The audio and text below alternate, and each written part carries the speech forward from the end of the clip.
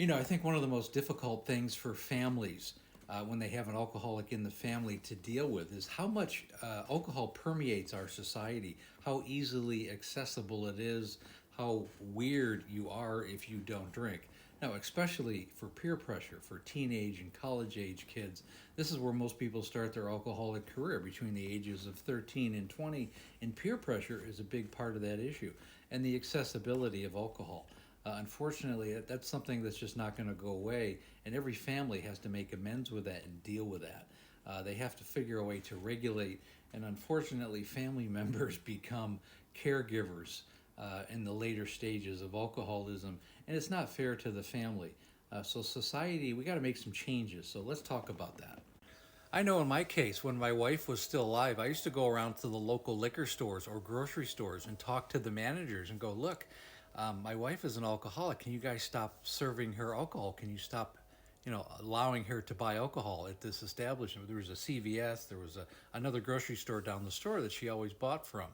And it was just crazy because they gave the same answer.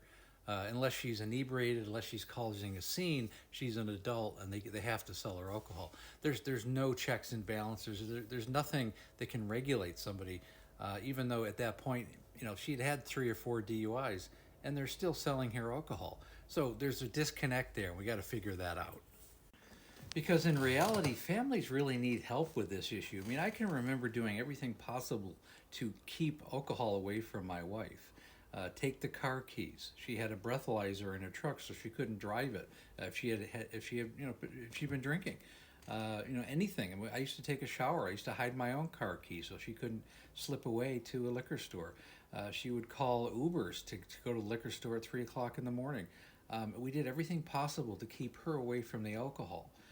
Cancel credit cards, cancel debit cards, and in the end, I think why I was just destroyed at this one event near the end of her life where I'd done everything. We'd gotten her sober for a period of time, and I during my work day I came home and there was 2 cases of beer being delivered at the front door. She had called, I don't know, I guess DoorDash, and I had no idea that they could DoorDash you alcohol. 2 cases of beer. I was being delivered as I walked in the door. I think it was the last thing that I could handle, and I really, really got angry over it. And I think it was really near the end. And as I remember, I took the 2 cases of beer and I smashed them on the kitchen floor. I mean, all cases, and just picked them up and kept smashing them on the floor. I was just completely enraged, which isn't a normal part of my character. I'm usually pretty even keeled. But you have to realize family members will get to the point where they just can't take another minute of it. They've done everything humanly possible, and society's not helping. So if you have some suggestions how society can help, and this is really going to be the conversation of my TED Talk coming up, which is already written.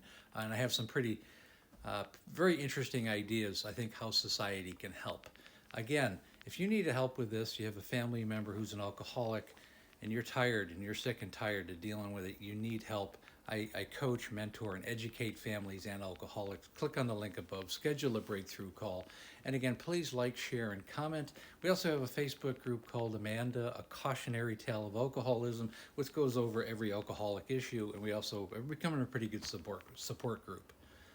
And again, thanks for listening.